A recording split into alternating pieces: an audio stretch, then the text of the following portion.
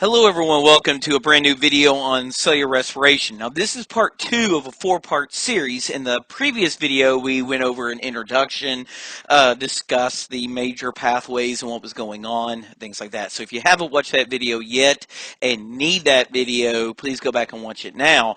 But if you are just looking for glycolysis and looking at some details for glycolysis, then feel free just to watch this one as a standalone. Now, what we're going to be doing in this video is I want to start off by talking about what is substrate level phosphorylation, explain that because that is the process that is going to produce all the ATP of glycolysis. We'll do a very quick overview of it, kind of a very basic overview of glycolysis. We'll look at its major phases with some kind of broad scope. And then we'll look at very detailed. We'll look at all the intermediates, we'll look at the enzymes involved, and then we're going to see what happens to those NADH molecules.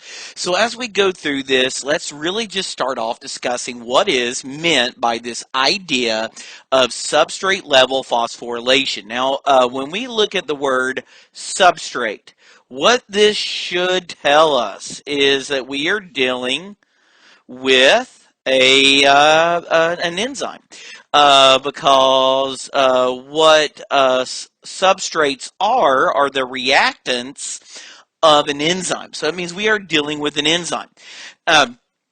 So these enzymes, let's say I have an enzyme here, and this enzyme, let's just say we have this, has a structure to it, and this enzyme, what it's going to do is it's going to carry some sort of a substrate on it, that it will have a substrate that will bind to it, and this substrate that we can have will be carrying on it a highly important molecule called a phosphate group, some sort of phosphorylated substrate. Let's say, for example, that we have creatine phosphate. Now, also what's going to happen is the high energy molecule adenosine diphosphate will come with this enzyme. Now, by the way, these enzymes, they are called kinases. Kinases are the broad term used for these enzymes used. And this enzyme, this kinase, its job will be to take this phosphate and deliver it to adenosine diphosphate. Okay, so when the reaction happens, what you're basically going to see is that this kinase here will then be able to take our substrate that we have, this substrate, for example, creatine, and also we are going to give off some ATP. So this enzyme phosphorylates, this kinase phosphorylates ADP from some substrate. So it's called substrate level phosphorylation. This is how all ATP is made in glycolysis and in the citric acid cycle. So this enzyme is involved in doing this chemical reaction. Okay, so now our goal here to understand a basic overview of what glycolysis is. What is glycolysis? Well, we should remember that glycolysis occurs in the cytosol of a eukaryotic cell. It's in the cytosol of a eukaryotic cell. And what we're going to see is, in a very basic way, we're going to take a glucose molecule here, and we're going to take this glucose and we are going to split this glucose into two molecules of pyruvate, pyruvic acid. So we could take pyruvate, and this occurs in our cytosol. And that's just basic and overview. That is what we're doing. In the cytosol, glucose is broken down into two pyruvates. Now, we mentioned that there is actually in glycolysis that it actually has two phases. So two distinctive phases. Now, if we mention glycolysis, glyco, think of sugar, lysis, splitting. This is sugar splitting. Our main goal is that there are two phases that are going in. Now, I am, from here, I will only be drawing carbon skeletons when I do glycolysis, just for simplicity. Your biochemistry lectures can add in those details. But let's say I'm beginning with a molecule, a 6-carbon glucose, okay?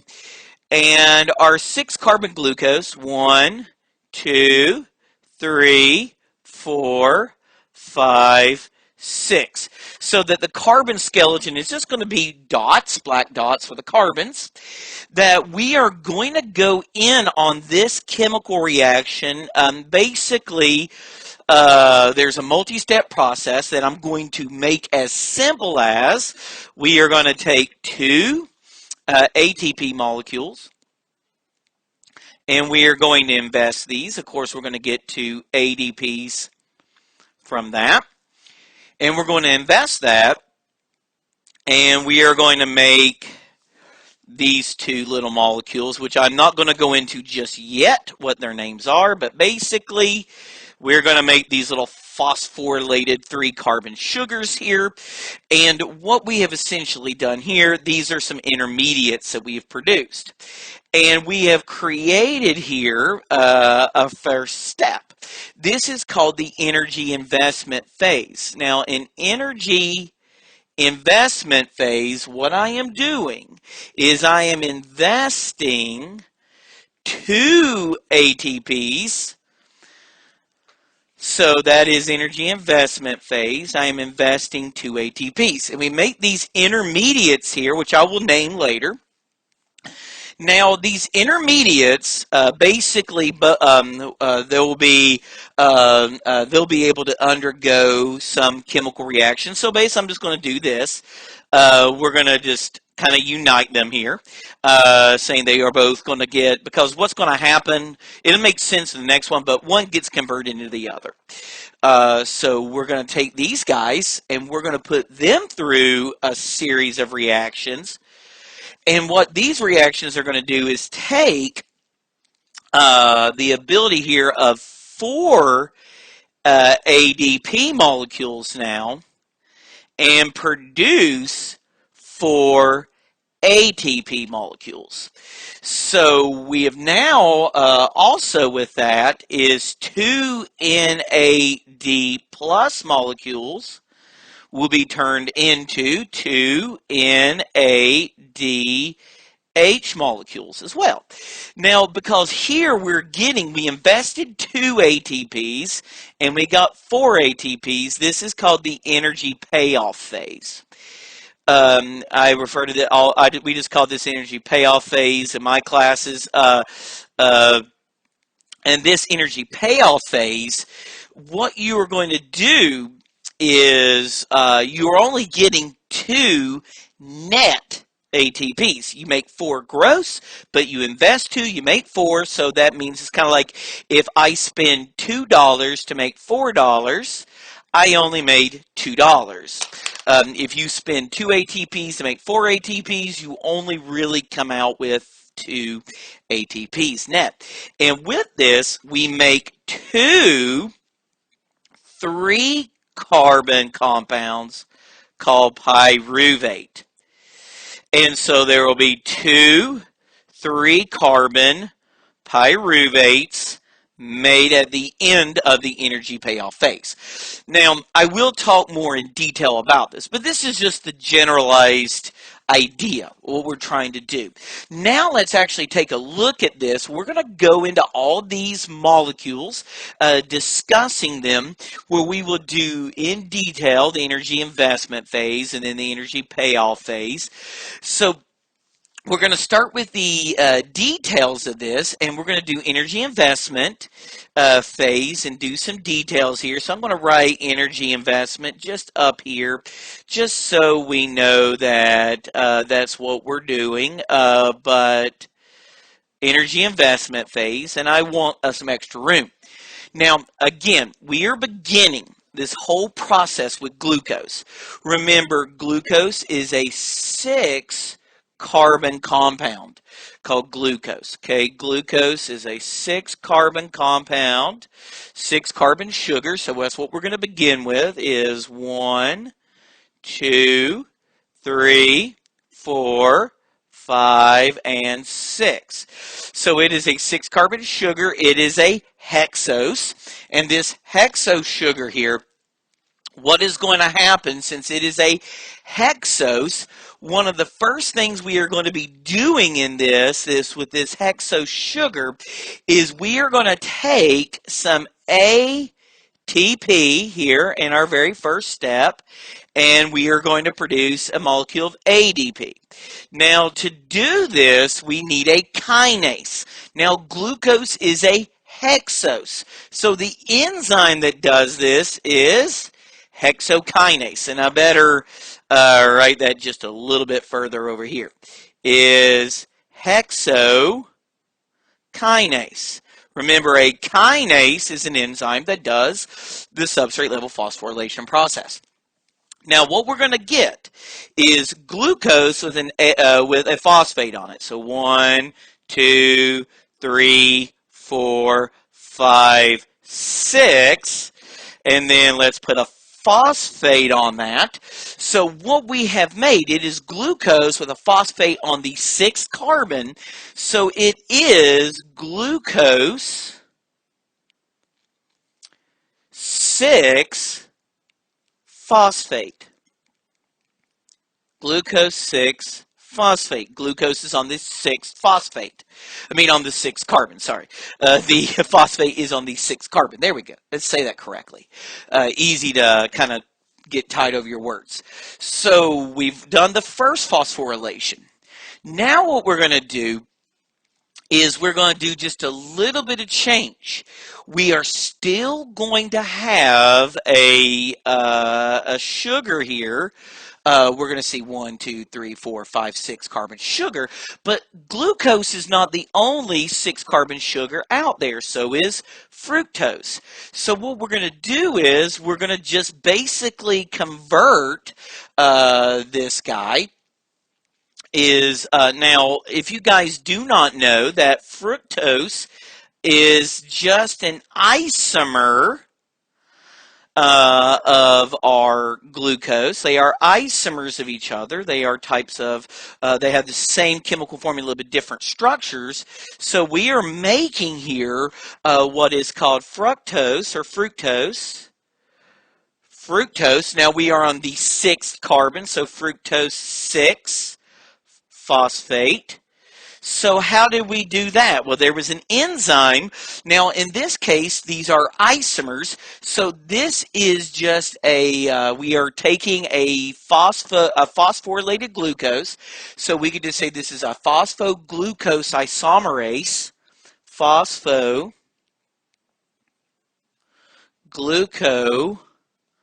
isomerase. Okay, we are isomerizing it.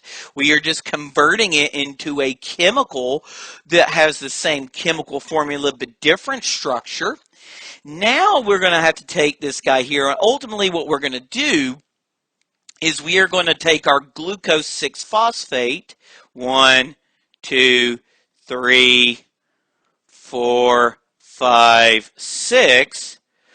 And with its phosphate here, we are going to add a phosphate over here. And what we have with this, there's a phosphate on the 1st carbon and the 6th carbon. So we have what is called fructose or fructose, 1,6, because there's one on the 1st carbon and 6th carbon, and there's 2 phosphates, bisphosphate. So what you have now is to do this. Remember, we are phosphorylating something, so we need a kinase, and we are kinating a fructose, a phosphorylated fructose, so we need a phosphofructokinase. Phosphofructokinase. is the enzyme that did that.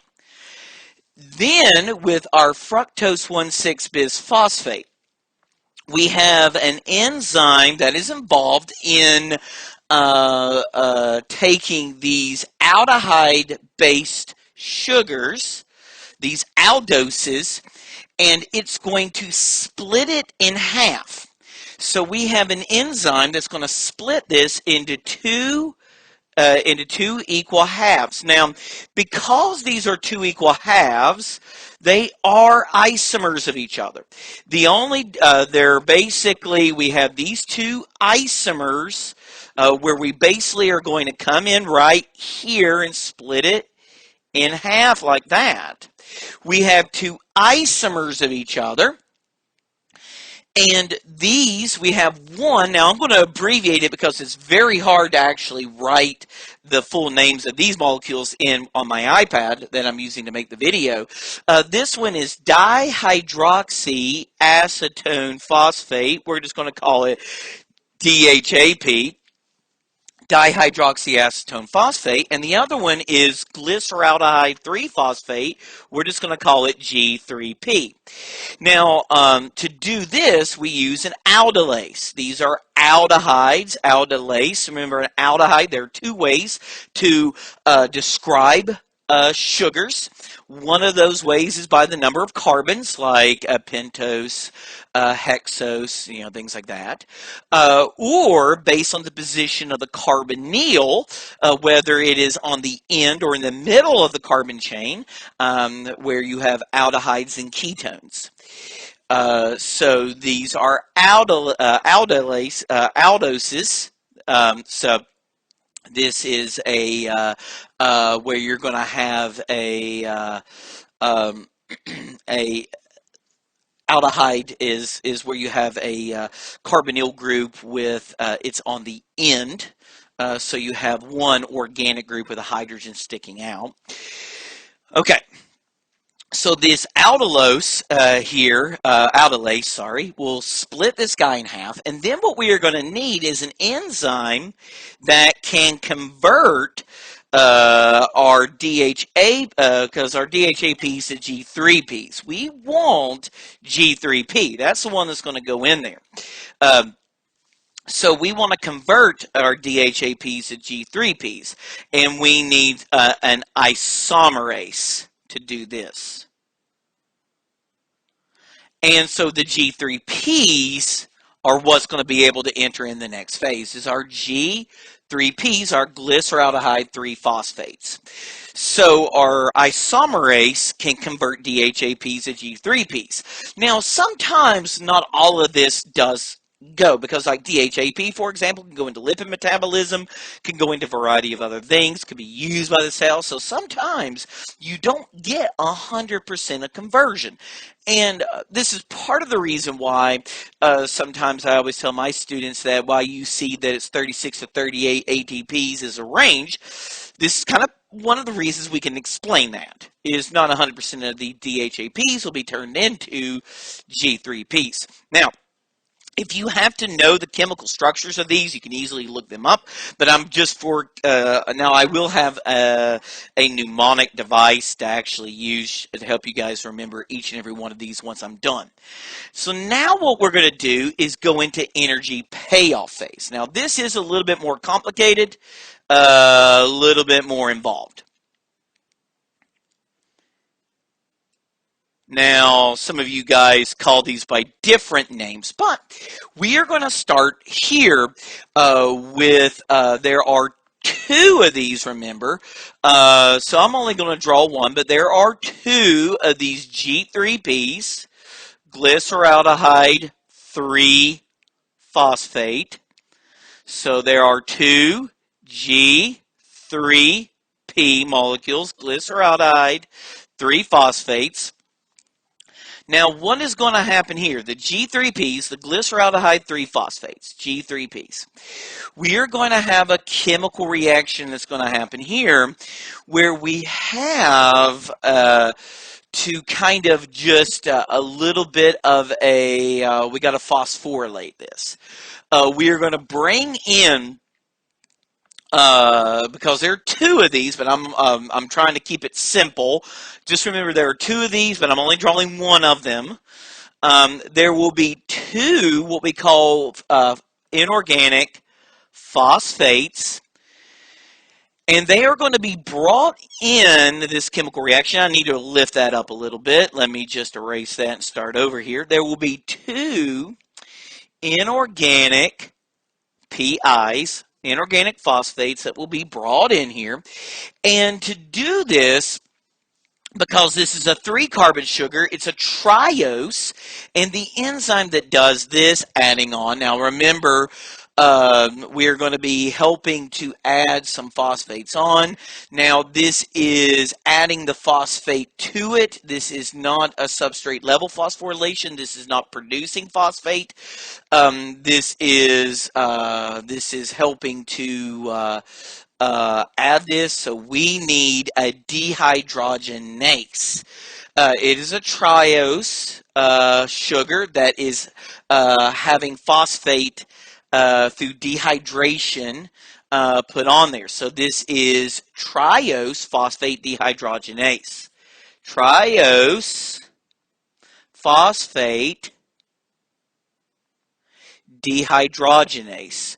And I'm just going to write it shorter because it is very hard to write that, what I'm doing. Now, also in this chemical reaction, there will be two molecules of NAD pluses that are coming in. NAD plus remembers those electron carriers, and we're going to bring this guy out, and we're going to take him and make two NADH molecules. And that is going to have 2 hydrogen ions and 2 electrons. Remember, that's what that guy is carrying. When this is done, you're going to have this triose compound here that is now going to contain a phosphate on the 3rd carbon and the 1st carbon. So it is called 1,3-bisphosphoglycerate. Bisphosphoglycerate. Now, I know I'm doing this a little different than I did in the first section. It's just, to me, it's easier to do it this way. Now, with 1,3-bisphosphoglycerate, now remember here, we are in the energy payoff. We now can use some of this phosphate to make ATPs. Remember, there were 2 G3Ps. So what we're going to do is we are going to ultimately take, and there's 2 of these. Remember, there's going to be 2 of these. And we are going to remove one of the phosphates, and that's going to make some ATP. So what we are doing is you're going to bring in 2 molecules of ADP and produce 2 ATPs from that. And what this basically has done is we have taken the phosphate off of one and then the phosphate off another, off the 1st carbon. And so remember, there's 2 of these, and this is now on the 3rd, but it is still phosphorylated. Since it was off the bisphosphoglycerate, it is now just 3-phosphoglycerate because there is not 2. You're just taking 1,3-bisphosphoglycerate, removing the phosphate off the 1st carbon, so now it's 3-phosphoglycerate.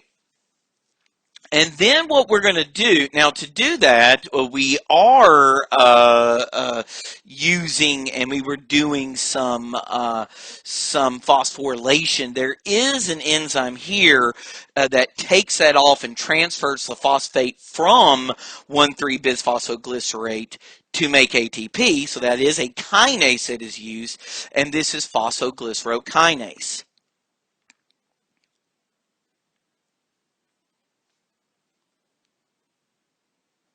And I really just do not understand how anyone can learn these processes without drawing them out.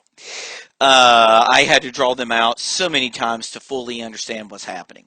Now, once we get our 3-phosphoglycerate, and we have that, we have just basically a chemical, an enzyme that's going to act to make an isomer here. Is called, but we're going to call this phosphoglyceromutase.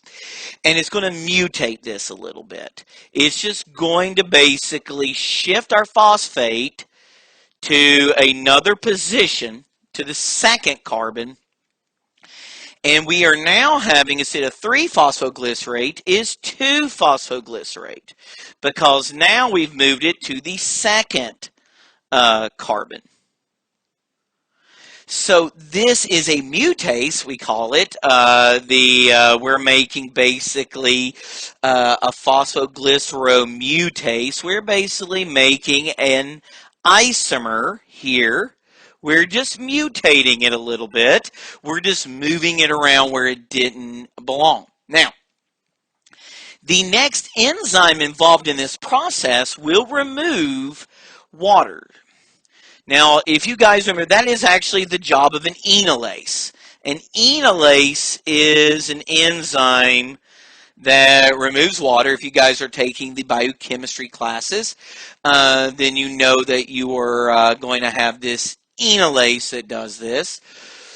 And since we've now removed the water from that, we are basically having the same chemical here with some water missing, and this is called phosphophenolpyruvate, or PEP.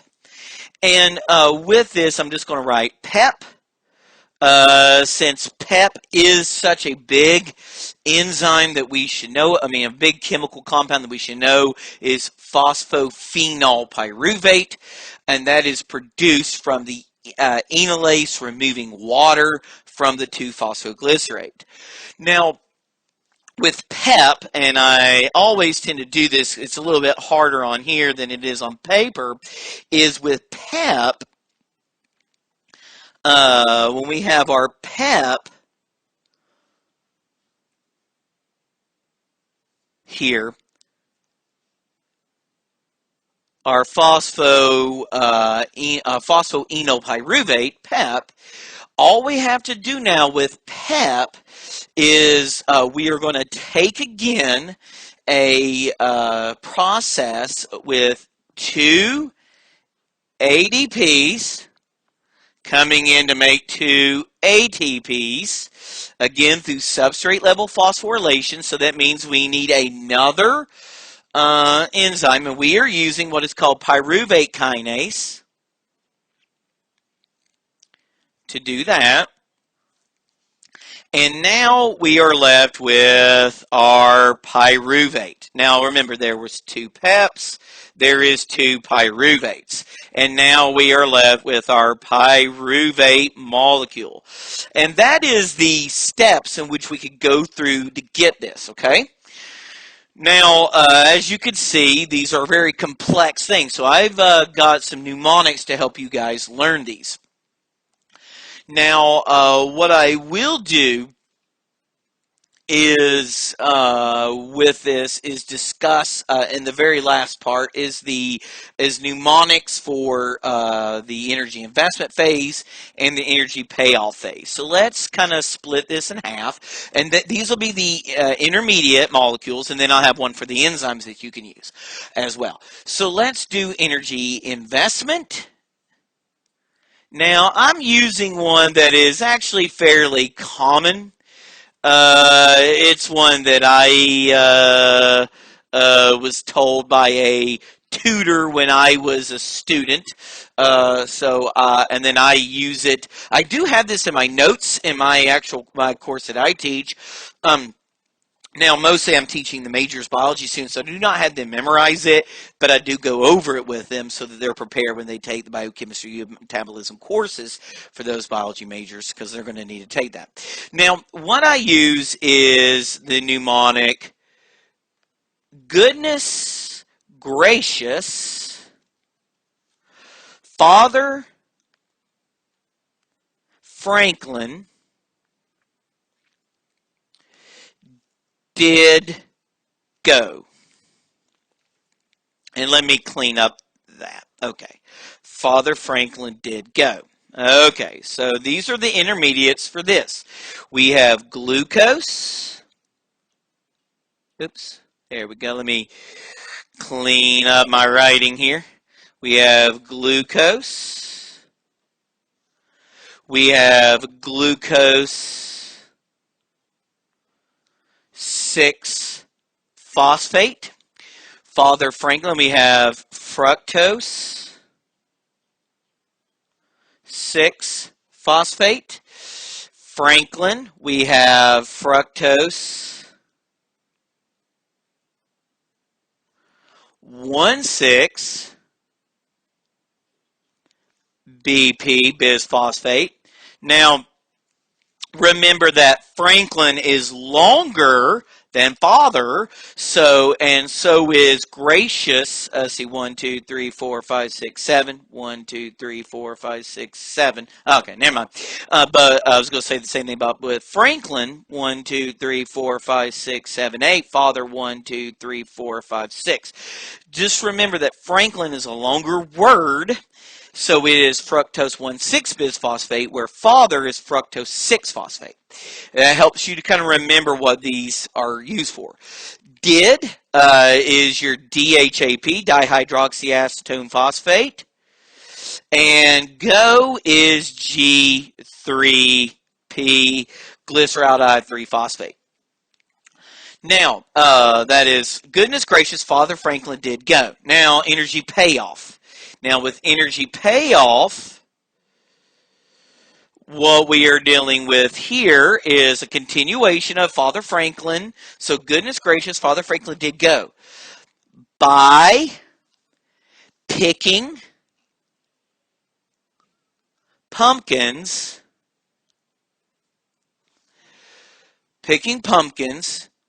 to, okay, we want to put picking pumpkins to prepare pies. Prepare pies. So like pumpkin pie is something we eat in America very commonly around the holidays.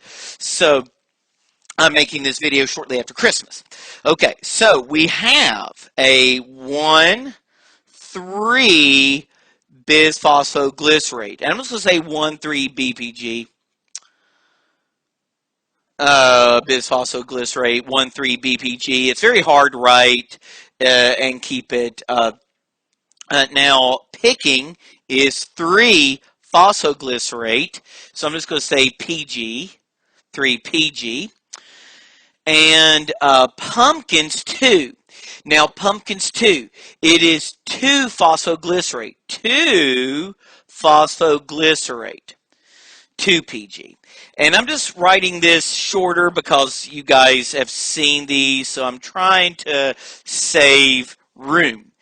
And then we have prepare. Prepare is PEP. Prepare is PEP. Remember, that's that phosphoenolpyruvate, and then pies, that's pyruvate, okay, which is an easy one to remember. That's pyruvate. Pyruvate is pies. Now, the enzymes is, I want you guys that with the enzymes, I want you to think about people who are on Instagram. Okay, these Instagram influencers. Okay, and what they are doing is they're always going around posing for pictures, okay? They think they're high-profile people. And these are the enzymes to remember. All the enzymes, for those of you that need them, is think of these people who think they are high-profile people act too glamorous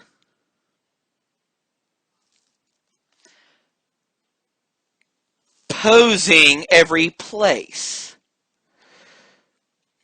So you'd be thinking about the Instagram influencers here. People on Instagram who think I have to go through this all the time. So we have hexokinase. We have phosphoglucose isomerase.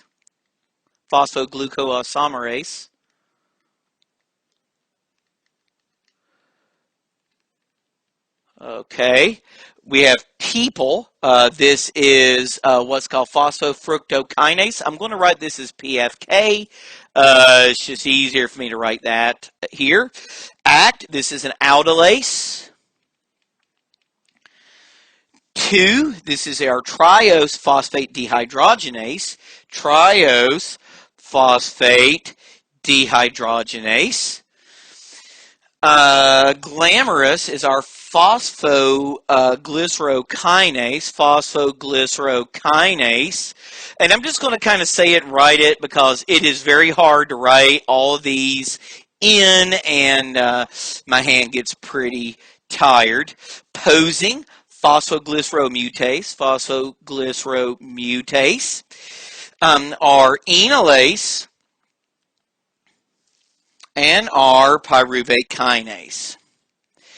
So with these mnemonics, you can easily kind of remember what each of these chemicals are as you draw these out in more details with these 2 pages. So I'll go ahead and screenshot those, write those down, keep them somewhere.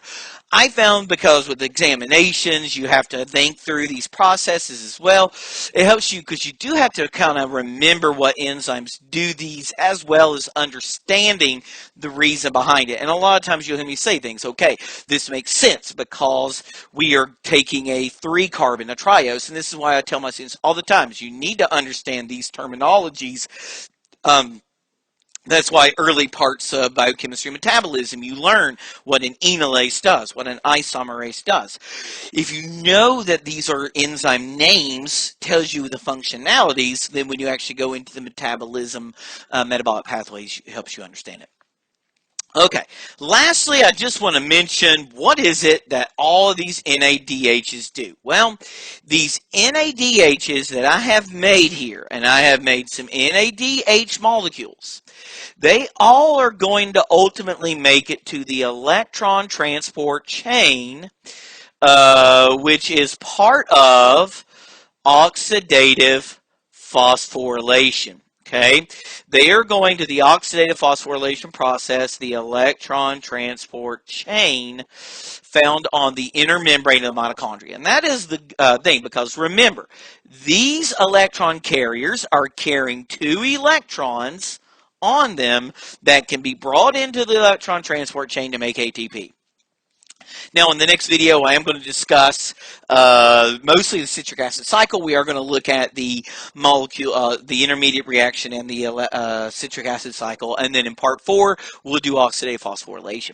So, guys, thank you so much for watching. I hope you learned something, and I hope you found some interesting, useful things to help you memorize these for big exams that you may have, like the like you taking the MCAT. If you have any ideas you'd like to see me do future videos on, please let me know. Don't forget to comment, like, subscribe. Let me know what you'd like to see in future videos. And as always, thanks so much for watching. Have a great day.